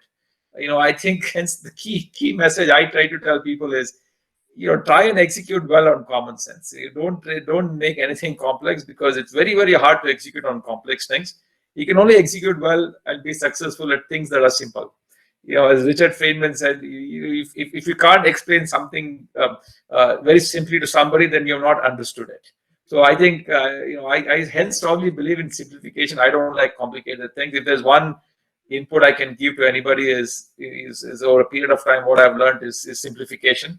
As they say, simplicity is most complex. That's what Steve Jobs also said, right? And I truly believe in that. So that's what I would recommend. But that said, there have been hard days, right? I mean, I was working for a startup in Boston, Photonics. It was like 75 weeks for 3 years long, and that was hard. And it's difficult to sustain. And at the end of the day, because the telecom market imploded, we had to close the startup. So it was 3 or 4 years of really, really hard work, and where at the end of the day, we threw all the circuit boards that we all had developed into garbage. That's exactly where we had to throw, but it was really, really hard.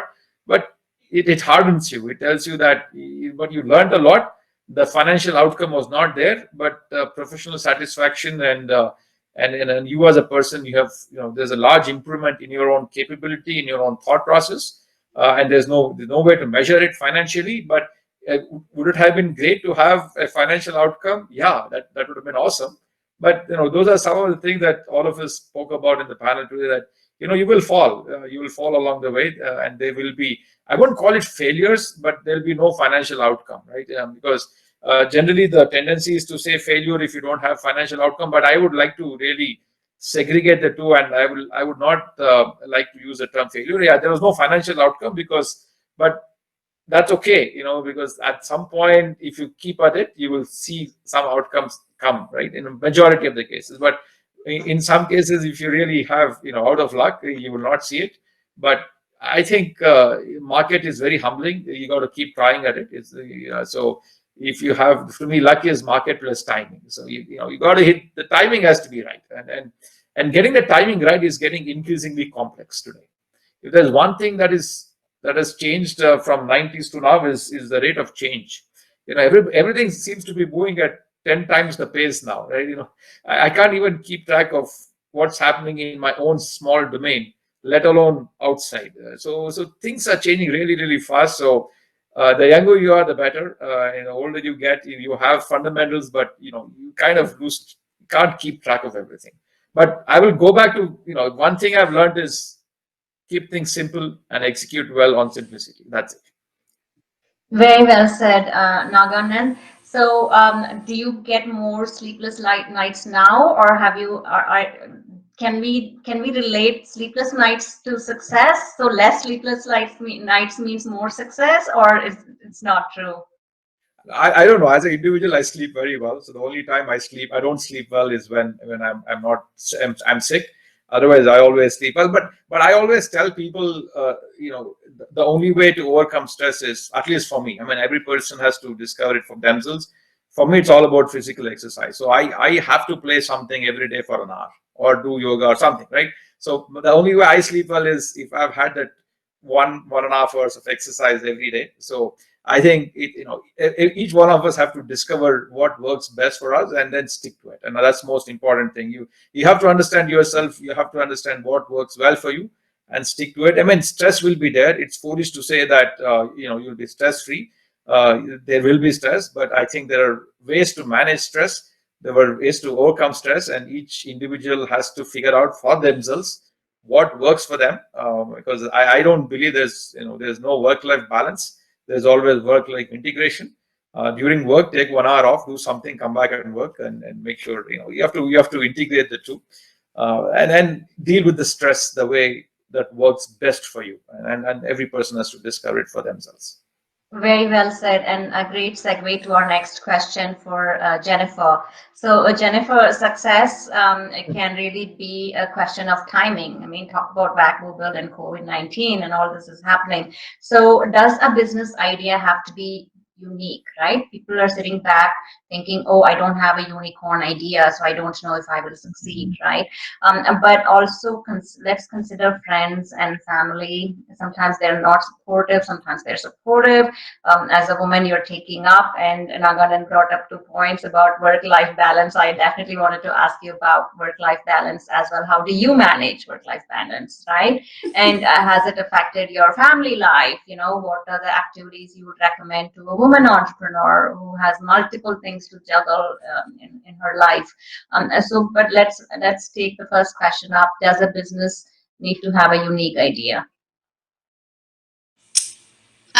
Well, again, I defer. I mean, some of this I defer to some of our more seasoned uh, investors because I'm just a humble entrepreneur who's pushing hard right now. I think obviously we filed for two provisionals and one non-provisional patent, and what we have argued is that not so much that that there aren't things out there on the competitive landscape that in some way or other may do something similar, but nobody is doing exactly what we're doing. And for sure, there are all kinds of technologies out there that have not been deployed in service of the digital vaccination record management from a consumer perspective. So it's all about who benefits, who pays, that I think this idea of a unique idea is not really, it's really, is somebody going to pay for your idea? That's what it is. Is somebody going to pay for your idea the way you're doing it?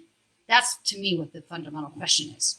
Now, as it relates to uh, being a female entrepreneur, I will tell you that it has been quite fascinating. My children, my daughters are 14. I have twin daughters, and I have an 18-year-old son. And it has been very eye-opening for them because I've by nature, I never do anything by halves. So the fact that I'm passionate and I'm driven, that's nothing new. But what is new is this, whoever said that entrepreneurship is a 24/7 thing is really right on the money, because you're dreaming about it, you're thinking about it, you wake up, you're talking about it, and of course your family gets sick of it. They want you to stop. That is, I think, very common. The funny part was whoever said, what happens if the partner doesn't work out, or how are you going to get rid of that? And I was laughing. I think it was you, Helen. How are you going to get rid of that person? Well, my husband and I are the co-founders, so we can't get rid of anybody. That's not going to happen.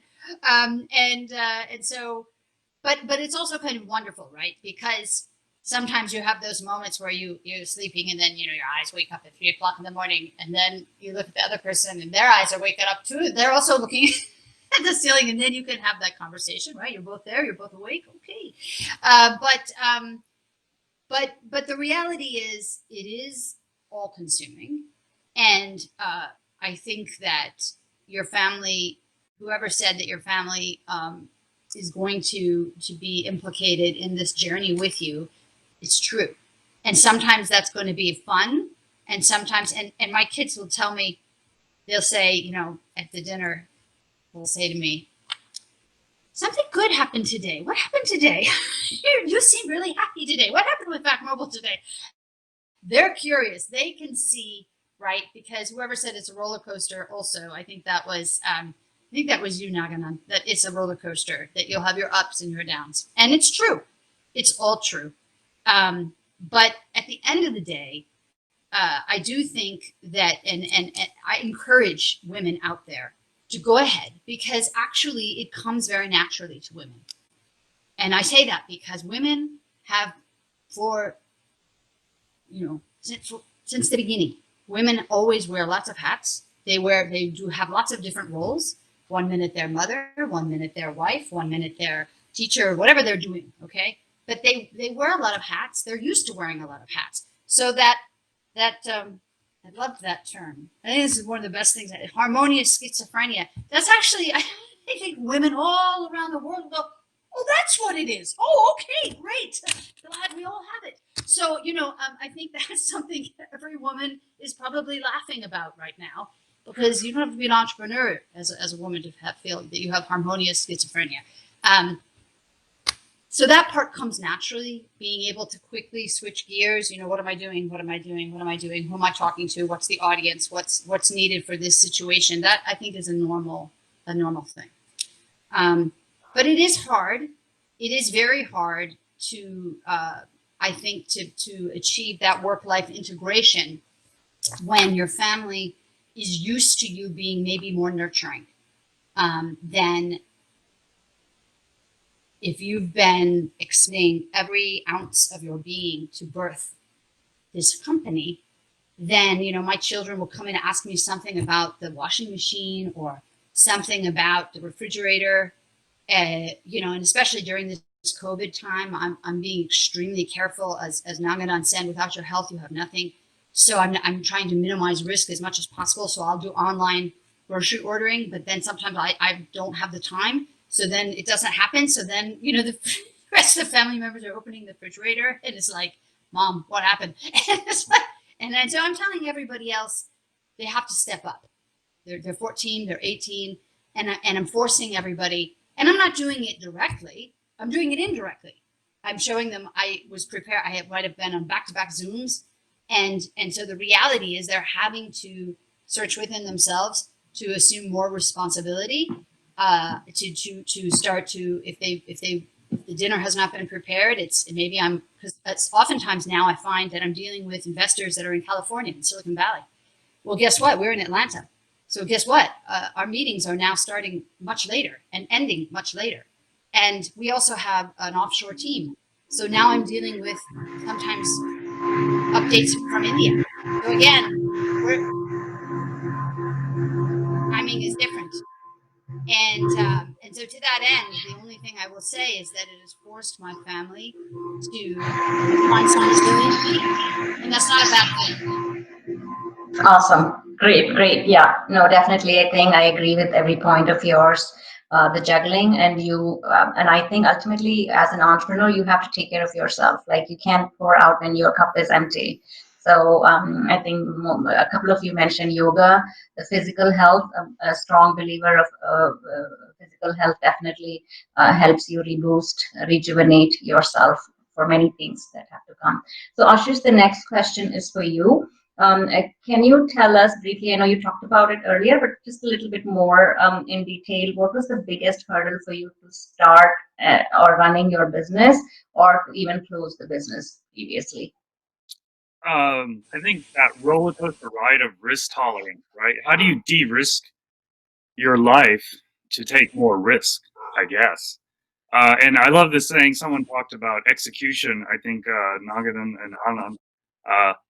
To me, vision without execution is just an illusion. So, trying to go execute was, a big fear of mine. Another big fear of mine is the Asian parent pressure, right? Uh, I've been raised to save money for only two things: my kid's education and my kid's wedding, right? So how do I spend money on a startup? How do I spend money with Helen, right? Which I love. Yeah, I'm going to hire Helen for one of our companies. I don't know which one, but it totally makes sense. I know plenty of startups who hired legal and accounting late. So I just want to throw that in there. Work-life integration, that was a big solution. You should see how many. So my kids are in fifth and first grade, 11 and 7. You should see how many conference badges they've had. They've been to Silicon Valley conferences, TED Talks, my wife's company conferences. So you've got to integrate work and life for sure. Also, you have to figure out the difference between what your gut, your heart, and your brain are feeling and thinking. And entrepreneurs seem to have those three things aligned. And it goes again, Ulas's comment of execution, execution. That's how entrepreneurs execute, because their gut, their brain, and their heart is aligned. The piece on integrity, governance. I took some notes here because I'm learning too. Outsourcing intelligence. So many amazing things here, but you've got to find a way to de-risk your situation. I guess hour to hour during the pandemic. Pre-pandemic, it felt like day to day, week to week, month to month. But I feel now it's kind of hour to hour. And I think to Ulas's and Anand and Helen and Jen, everyone's point, it is, what's your motivation? Right? Is it equity? Is it money? Is it the customer? Is it your kids? Is it your family? You've got to figure that motivation out. And the passion? So I don't quite believe in the passion. I feel you have there's the Japanese ikagi, what you love, what you're good at, what the world needs, and what you can be paid for, right? So my passion, something that's not on my LinkedIn profile, is I am one of the first Indians to play varsity high school basketball in the state of Georgia, right? So basketball was my passion. I tried out for college, was not going to make the NBA. That was my passion. Could I make money off of it? No. Right. What I'm good at is helping people and finding a way to monetize on that. Right. So it's kind of the Mark Cuban method. You're passionate about cooking. Well, can you get paid for it? Right. So that's my comment. Is kind of on passion. But again, what you love, what the world needs, what you're good at, and what you can get paid for. Very well said, and definitely a point to consider about if the passion is going to get you paid as well. Definitely to consider. But good points out there, Ashish. Helen, next you. As I mentioned earlier, 90% of businesses don't have their business plan in place, a strategic plan in place. But let alone that, let's talk about the proprietary information. How should a business or the founders or the co-founders protect the proprietary information? What does a successful entrepreneurial management team look like? Wow. Well, with proprietary information, I mean, I think that comes into play depending on, what kind of business or venture you're running. Jennifer spoke about, having several things, right, patent application. So if you've invented something, obviously, or have a unique service, and I do not specialize in IP law. I know just enough to tell you, get an IP lawyer, you know, but that's critical. I mean, anything that you create that ultimately defines the value of your business or business model, you have to look at getting, protecting that and protecting your invention. So that's also something that you have to think about early on. Something is simple. Let me just start something, because I don't know who's on the call. There may be people that they may not be thinking, they want $1 billion business. They just have this idea like I want to start a business and I have this idea. Something as simple as people have ideas for what they want to call their business. And look, something as simple as that, Google search it. You know, there are free on the federal patent website as well as here on our state level. You can do name searches. You know, make sure that with the name that you have for your business, you do a Google search for websites that sound like it. You can do a name reservation. That doesn't involve IP law, but I think in the early stages of starting your business and branding. I just think about, naming, branding, something as simple as that. You just want to do your homework and do your research. And then you had a question about a good management team. I'll say it's lovely being on this panel because I, yes, I'm a lawyer, but when I was, starting my nonprofit, that I feel like somebody said this earlier, which I thought was really brilliant. It's like sometimes you start a business to grow it, like that's your objective. Sometimes you start your business more for a lifestyle. Honestly, my law firm is about a lifestyle. Like I need and want freedom and flexibility so that I could spend as much time with my 4-year-old daughter as possible. That is very clear to me why I choose to be independent. When I started my nonprofit, I think it was more this investor idea. I was trying to grow it, create to advance the rights of immigrants in our region politically and legally, and amass funding to actually create a staffed institution, which I was able to do. That I was completely consumed with. I worked every single weekend that first year. There was no 40-hour work week. But what I realized from growing that nonprofit is I think I am more of an entrepreneur and not an administrator. So if you're lucky enough that your business grows enough that you actually have personnel and all the infrastructure that it takes to maintain, because when you grow a business, the growth doesn't look the same. The curve of growth often, it's like it goes really high and then there's a point of plateau in growth, but it's a little bit more, it's slower because you have a lot more things to grow, a lot more segments of growth. So again, you need to know what you don't know. If you're not the best administrator, if your passion isn't managing people, that's the personnel, that's the employment aspect of it. Um, I think great managers have great people skills. I also think great managers are very methodical. This is from the lawyer side, that policies and procedures matter. Underneath policy procedures, you said this, Ulas, integrity. You know, I remember working at my first big law firm, and someone said as a joke to me, a senior associate, Helen, look, just don't lie, cheat, or steal. That's the way people get fired. As long as you don't lie, cheat, and steal. Honestly, I am amazed to see that maybe some people don't know those three basics. Don't lie, cheat, or steal. or hit. Don't lie, cheat, steal, or hit. Or hit. Oh gosh. I saw that in corporate banking. People got violent. So you just took the words out of my mouth. Yeah, don't lie, cheat, or steal, or hit. Wow. I've seen people throw stuff, not at people. So, but yes. So policies and procedures, people that want a good administrator, good manager knows that rules and policies, those are all values of a company.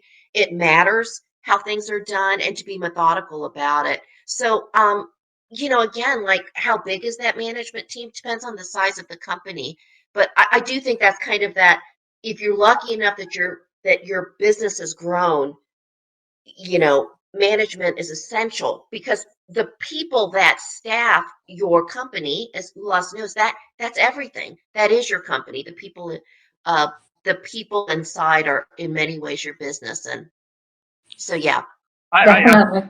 I do have a question to Ulas and the entire panel, especially Helen. There was this saying that Vinod Khosla said, hire slowly and fire quickly, right? But I think you have to hire quickly and fire quickly. Hmm. I think depending on the growth phase of your company, yeah, hiring quickly, sometimes that's just what you have to do. And I think every company should absolutely have that 3 month Probation. where it's like you can be fired for any reason the first 3 months.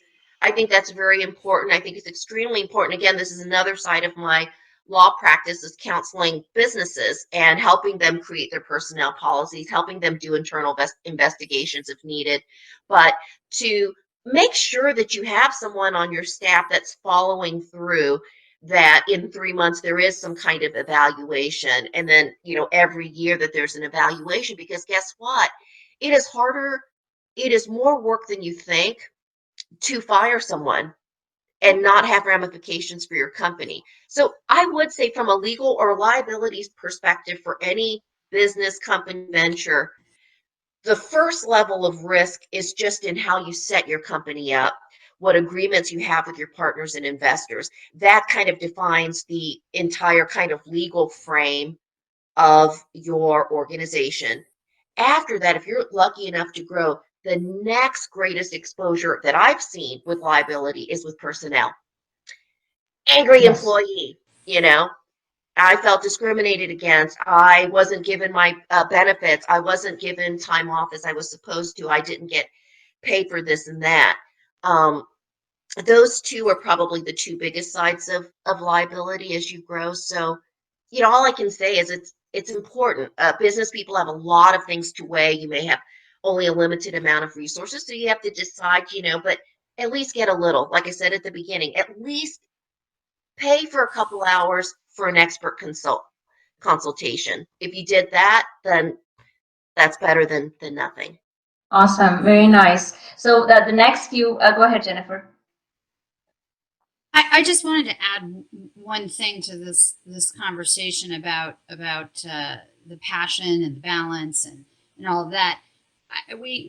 The panel discussion today was about startups, and in the COVID-19 environment was the title of it. So we've talked a lot about startups, but I want to make it very clear that our company was founded. The idea for it was pre-pandemic, but we had given ourselves a much longer amount of time to create the MVP, to raise all the money and all this stuff. And all of that had to be radically compressed because we knew we had to pivot quickly because our product was desperately needed during this time of pandemic mitigation.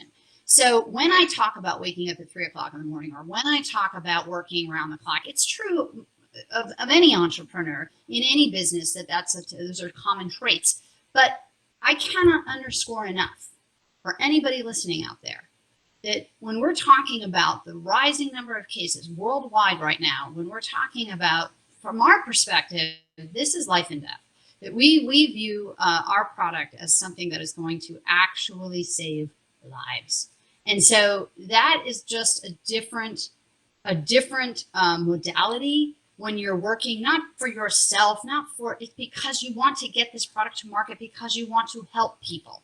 And that is, I guess I just wanted to make sure that before this whole panel discussion came to a close, that that I did not fail to mention that this, especially in the case of VAC Mobile, we saw that you cannot continue to chase the virus itself, that we had to get smarter about how we help people understand that data is really revealing. Point definitely taken. Timing is very important. I think most of the panelists did mention just don't open a business for the sake of opening a business. Make sure the product or the service is much needed. The next few minutes, before we close the session, I do have some questions on Mythbusters. All I want you to do is if you say yes, thumbs up. If you think no, thumbs down. Maybe is in between. Yeah, I want all of you to participate. Entrepreneurs don't quit.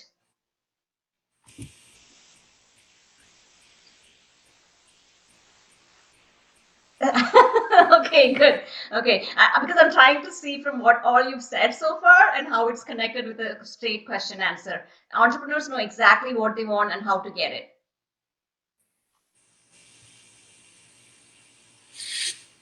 Ashish? Okay. Entrepreneurs are their own boss. I'm thinking.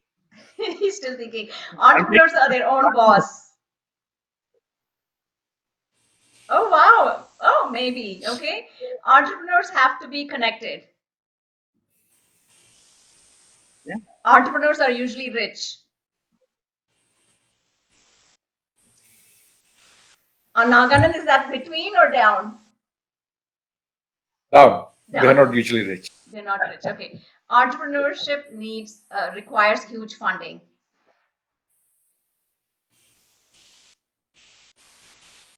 Entrepreneurship is fun. Yay! See? This should drive entrepreneurs out there, the aspiring entrepreneurs. So I know we are almost at the end of our session, but I definitely wanted to cover this question. And if one or two of you can take this up and answer, what is the true reality of the global startup landscape now that it's you're in Bangalore, we are in Atlanta, and we are still talking, we are discussing. So, do you think it has the COVID situation, the virtual situation, has improved the platform for globalization of startups? I think the pandemic has been a tailwind and a headwind, depending on the business. One of the good examples I can give here in town is the CEO of Route Match. It's a transit matching software that sold to Uber in July, right? So for Atlanta, that was a big deal that a startup sold to Uber. And the CEO, Pepper Harward, said the pandemic was a tailwind because they didn't have to commute to go meet the Uber Corp dev staff, right? There was no water cooler rumor talks about the transaction. Everyone came to the meetings on time, right? Because there was no commute. So that was a tailwind. I think in other industries, it could be a headwind. One more chime in? Anyone else? I think I think the pandemic has opened up a lot more opportunities than ever before. So from that perspective, it's very, very good for entrepreneurs. However, availability of capital, own capital, as well as capital that can be sourced from outside, I think it's become a little tougher. So there are more cars to drive, but there is less fuel available. So you can view it the way you want. But it's a complex situation out there. But on the balance, I still think pandemic is an event. Entrepreneurs work for eventualities, that they have to be successful. So you should never get caught beyond a point by an event. You have to manage the event and then work towards the eventuality. The eventualities have been opened up even more. Very Perfect. well said. Thank you Only so much. one comment I would like to add is the fact that if it provides a great field for experimentation, because if you told anybody the whole world is going to shut down but the businesses still need to keep going, that would have been almost impossible for anybody to try it out. Amongst all the misery that COVID has brought, it's given us that experimentation opportunity to say, how do you keep everything running without giving you a house? So I think that has opened up, like to Anand's point, a whole plethora of opportunities. So I'm sure It has changed the way we live. It has changed the way we work. If you're talking before, working from home was ruled out, and now I think hybrid is there to stay forever. Businesses will completely look differently the way do business, because initially they say if one building goes down, how do we still survive? They're saying if the whole world shuts down, how do we still survive? So I think it's a different scale we are talking about, and this is going to open up a whole lot of opportunities for us as we move forward. And definitely, Naganan, I believe the leadership itself, right? They can't come with old school thoughts about being in the brick and mortar. They have to allow that employees to grow to be in a virtual world. Definitely. And big shout out to Nazeera.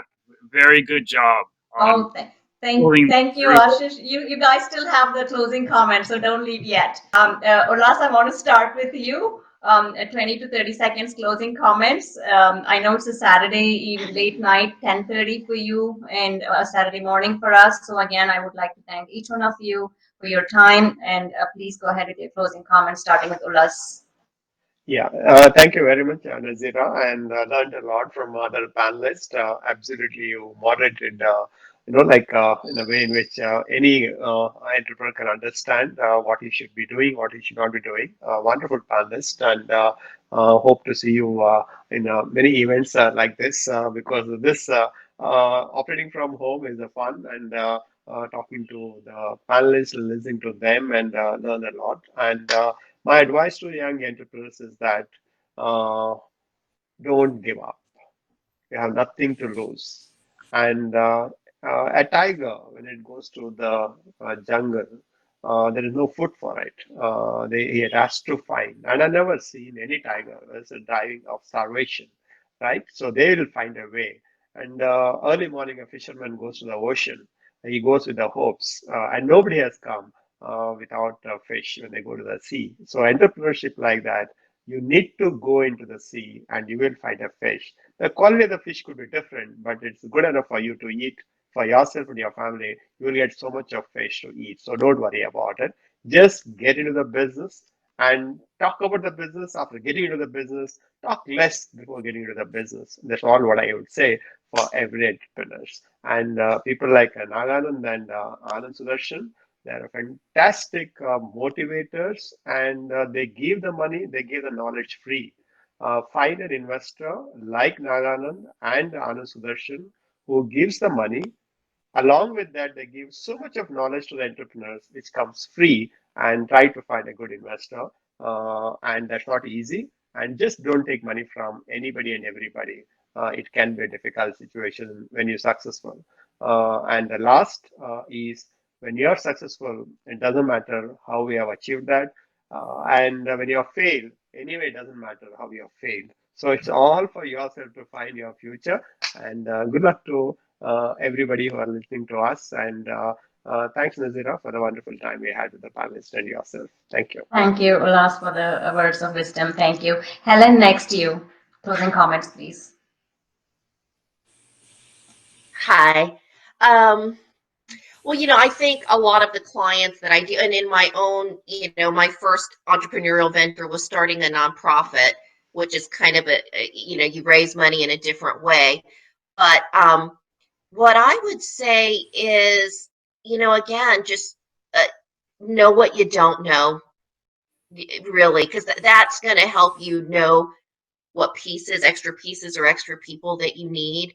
And I think know when to ask for help. I think that's really important.